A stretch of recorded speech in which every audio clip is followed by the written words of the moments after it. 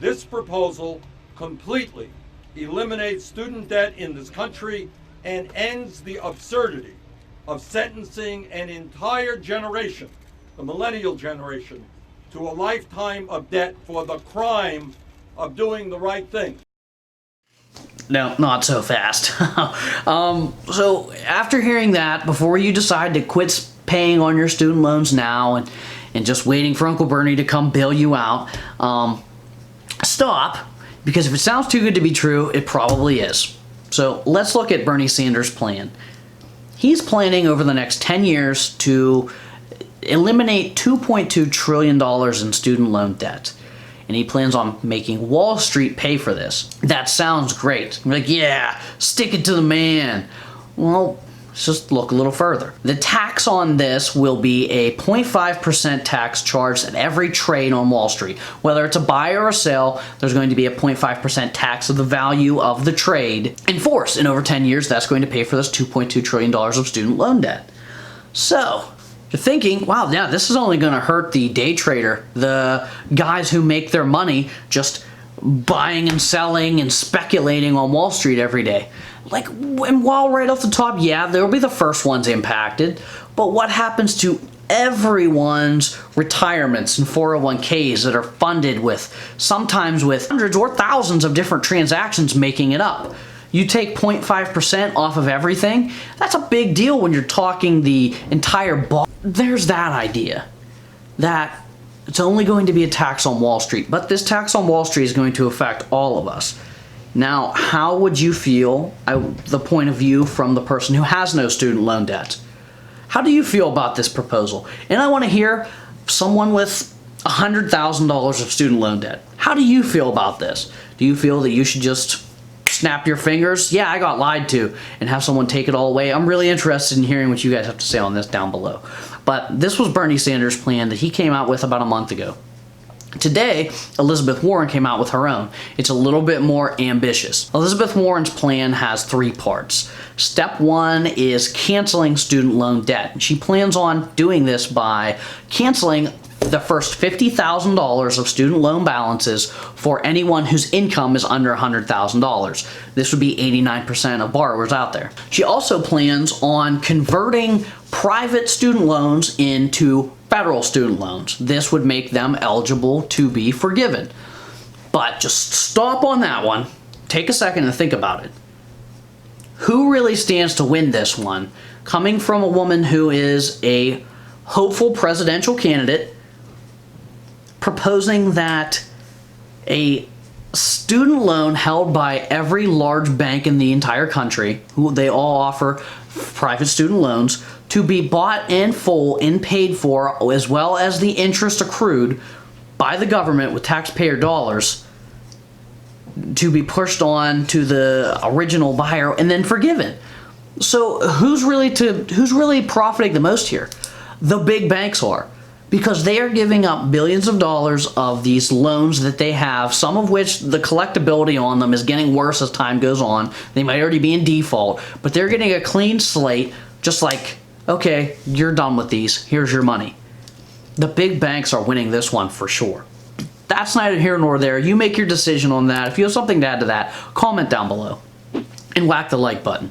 The third part of this, she would like to make college free for all. And this is something we are going to hear a lot of between now and election time, because so many people are out to grab the vote of the young, the impressionable, the millennials and the younger. So student loan forgiveness or elimination and free college are 2 emotional points that they can really push on to attract voters. But this isn't a political channel.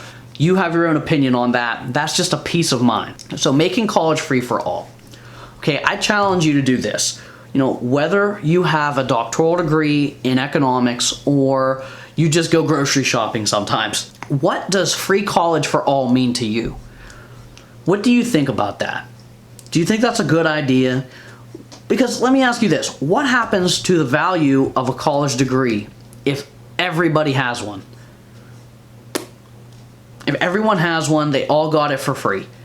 Does that mean the engineering job that was worth $110,000 a year when there were 20 qualified applicants. But now that there are 20,000 qualified applicants, does that $110,000 career now become 35? Yes. Yes, it does.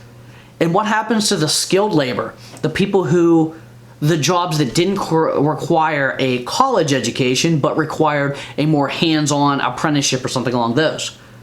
There's going to be massive holes in these careers. So the wages for those jobs are going to go up.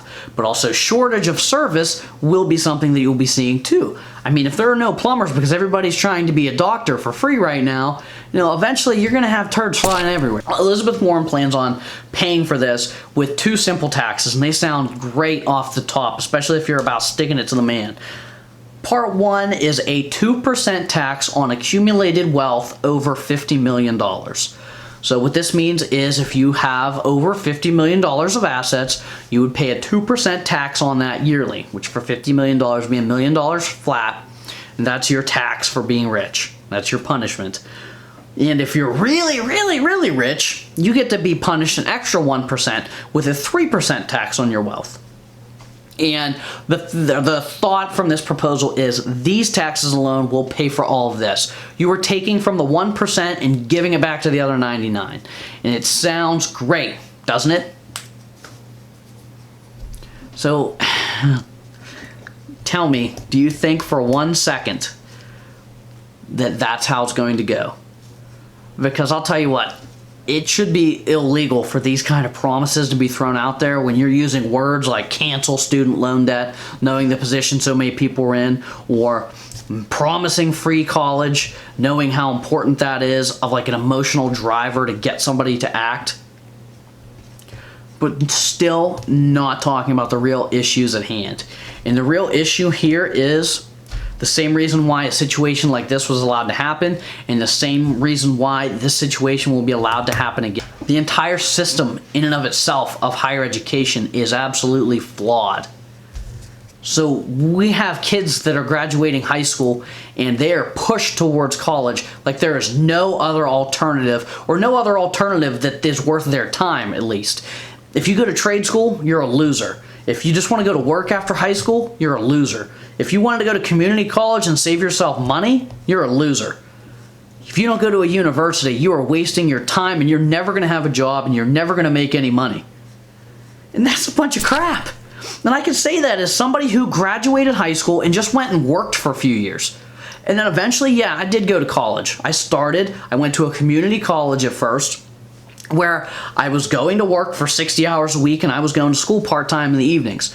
And I had a professor, I remember like yesterday, that we all stand around our desks like we're all 15 years old again, and we give our introductions about why we're in school and what our plans are. And I was like, hey, I'm Steve, I work at this job now, and it pays for school, and I go to school part-time because I'd like to be an accountant in a few years. And the professor looks me dead in my soul and tells me, how do you think you are going to get anywhere working that job and only going to school part-time? Now, that had me shook, to be honest with you, because I'm thinking, like, I know right now I make 2 or 3 times more money than you do right now as a part-time professor. And you were telling me that I'm throwing away my life. But then it just all clicked. It's like, that is the nature of this beast. And that stuck with me the whole way until I graduated. If you were in college, it's because you have no other option. It is the only chance of being successful. And yeah, eventually I did graduate. And as of a month ago, I was going back to get my master's degree so I could sit for my CPA exam, until I realized, you know what? No. I'm done with college. I'm done with this.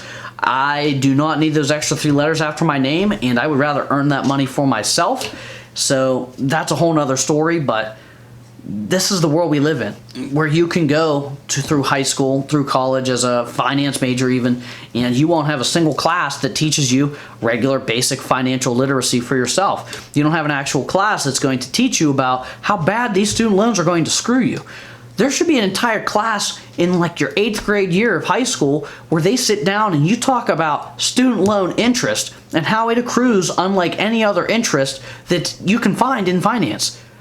I mean, interest that accrues and then it capitalizes and dumps on your principal balance to where you're paying $2,000 a month, and after 5 years you barely licked your principal. Like, that's not okay.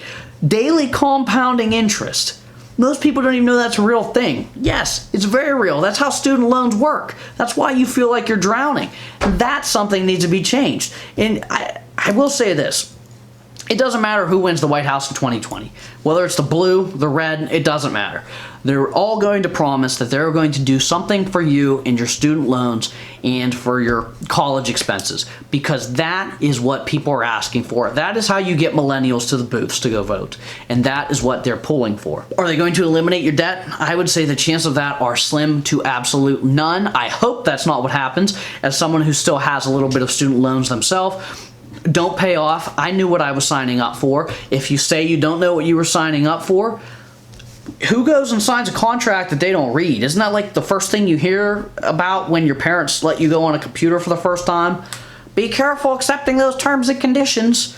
I mean, ignorance is not an excuse. I'm sorry. That's going to piss some people off, but no one feels bad for you. You did this to yourself, and now you got to hustle your ass off to figure this out. Video on paying off student loans coming soon, by the way. But it's the whole plan behind it in general. Like, the whole system needs reforms. And I do think there will be some relief that'll come that, because eventually they are going to have to pay up, no matter who wins. They're going to have to atone for some of their promises. And here's my proposed idea that is about as fair as it can get, give some relief, and just things that need restructured. But if I were president of the United States of America, step one, financial literacy classes. First one being from the time you're in 5th or 6th grade in elementary school, all of the way until you graduate from high school, every single year with a financial literacy class. Why?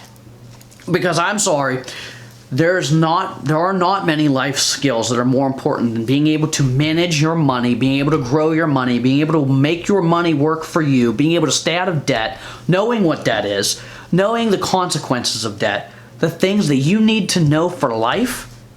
They need to start being taught from the first moment that it matters. That's step one. Because I believe this. If a student with 10 years of classwork in financial literacy that understands what the word accrued and interest means and how loans work would not be just signing off on these loans like they are. I'm sorry, it's not going to happen. That would prevent most of this problem right there. There's a difference between learning and education. Big difference. As soon as you realize that, you will be much better off. Quit trying to learn in school. You're not going to. You're going to learn about school and about life when you're doing things around the monotonous book work that you are sentenced to so they can get every dime that they can. You're out of your $600 textbook. Number two would be changing how student loan interest is accrued. Now that's a big one because it's a huge industry, and it makes a ton of money for the government. I think a fair concession, and one that needs to be made where other spending could be cut towards universities, would be if all federal loans became subsidized. A subsidized federal student loan, the interest doesn't accrue while you're in school. The government makes those payments. Instead of making those payments, how about we just don't allow it to accrue? Okay, so set aside this fund. Instead of just blowing $1 trillion, maybe charge that 0.5% on day trading in Wall Street or on the billionaires there, and put it into a fund as a reserve, so these student loans are actually backed by cash somewhere instead of by debt on a financial statement somewhere, and actually back it here. Subsidize so interest does not accrue while you are in school. That would be huge.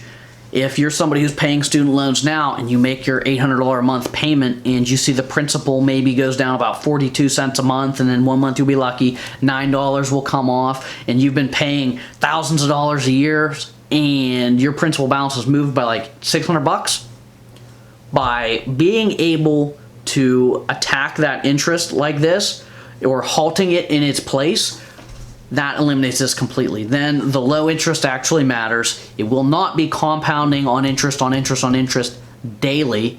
like it does, that would be huge. And that's number 2. And then number 3, we need to start pushing, not pushing, but being more open-minded to all of the different paths there are to take after high school. There's nothing wrong with going and just working until you figured out what you want to do after school. There's nothing wrong with going to a trade school, because I'll tell you this, in most parts of the country, you could go to trade school for a little bit or be lucky enough to just walk in with a clean piss test and get a job onto an apprenticeship at one of these union companies for plumbing, electricians, commercial refrigeration guys, HVAC, the list goes on and on and on. But these are jobs where after your apprenticeship, boom, you're in position to be making close to 6 figures a year, and you have huge benefits, and you have no debt.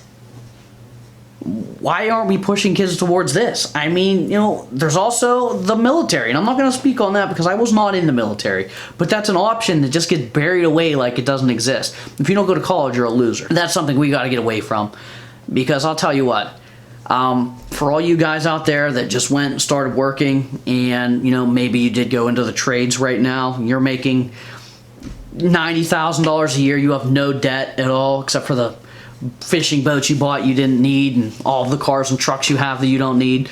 But I'll tell you what, worst case scenario, you can declare bankruptcy and all that stuff goes away. Your friend who has $90,000 of student loan debt, they're with him until he dies. So okay, that's just a look at these 2 plans and a little bit of my opinion on the subject. I really want to hear from you guys what you're thinking about this free college for all of us plan. Do you think it's fair? I'd say no. And let's try to keep this as non-political as possible. And yeah, just comment down below. Let me know what you're thinking about this. And hey, thanks for watching. If you got value out of this, hit the like button. I have a lot more coming on college. I'm going to give you from a college graduate's point of view why you shouldn't waste your time with college. And we're just going to get into it. But yeah, if you like this, hit the subscribe button. Leave a comment, say something nice, say something mean. And if you say something mean, subscribe so you can come back next week and say something mean again. But yeah, thanks for watching, guys.